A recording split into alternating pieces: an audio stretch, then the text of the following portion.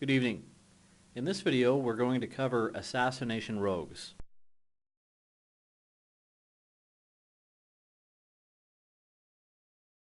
Let's start by looking at stats and reforging.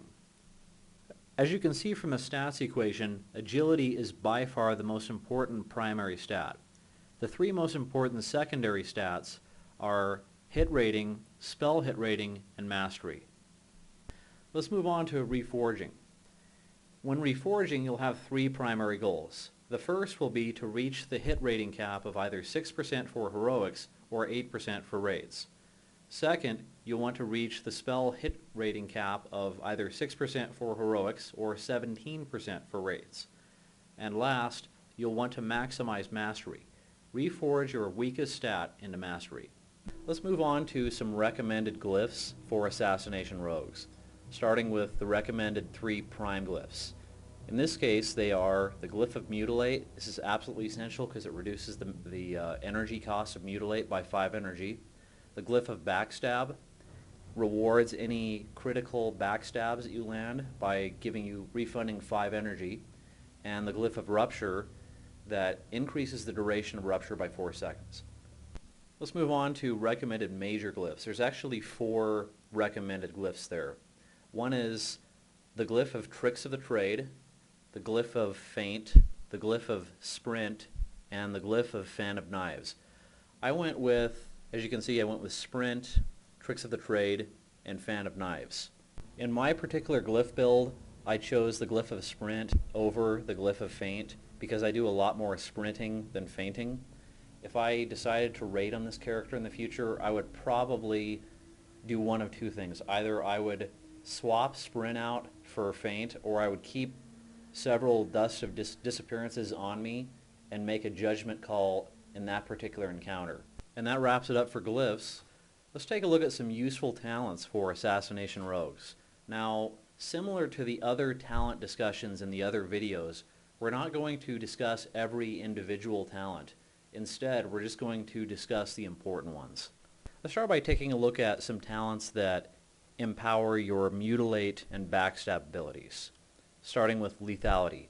What this does is it increases your critical strike damage of Mutilate and Backstab by 30%. Puncturing Wounds increases the critical strike chance of Backstab by 30% and the critical strike chance of Mutilate by 15%. The way Murderous Intent works is that whenever you backstab an enemy that's almost dead, it'll refund you 30 energy. Let's take a look at some talents that empower your poisons, starting with Vile Poisons. Vile Poisons does 2 things. 1, it increases the damage dealt by all of your poisons by 36%, and 2, it guarantees that whenever you use Fan of Knives, that it will apply poisons from your equipped melee weapons. Master Poisoner does 3 things. 1, it increases the spell damage on any target that's debuffed with your poison. 2, it causes your Envenom attack ability to no longer consume the deadly poison, which it normally does by default.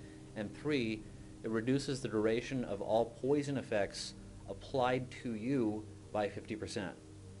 Venomous Wounds gives your Rupture and Garrett ticks a 60% chance to both deal nature damage and refund energy.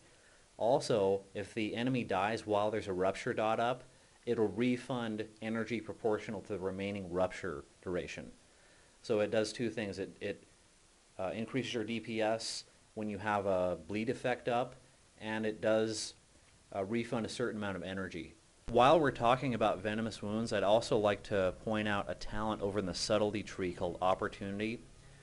Something that Venomous Wounds and Opportunity have in common is that they both empower your Garrett ability. So for this reason, it's a good idea to open your pulls from stealth using Garrett instead of ambush. There are 2 talents in the Assassination tree that offer the combo point refunding property. One of them is Ruthlessness. It gives your finishing moves a 60% chance to add a combo point. The other one is Seal Fate, which causes your critical strikes from abilities that add a combo point to reward you with an additional combo point.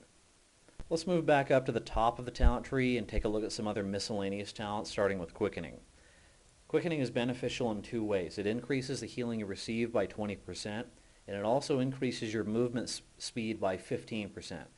Both of these will benefit you in every situation in the game.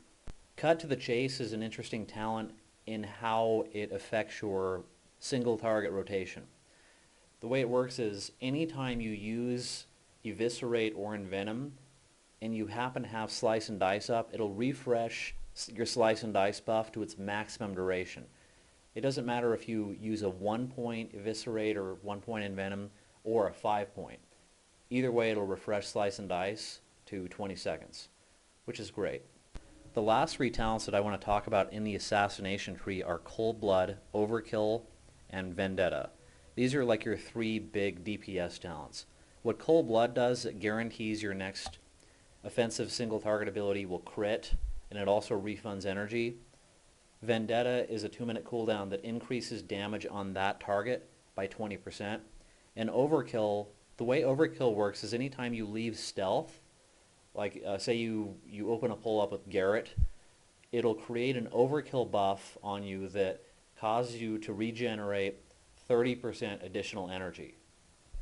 Now in regards to Cold Blood, Overkill, and Vendetta, we're going to go into a little bit more detail later during this tutorial series to explain where these come into play in your single target and AoE strategies.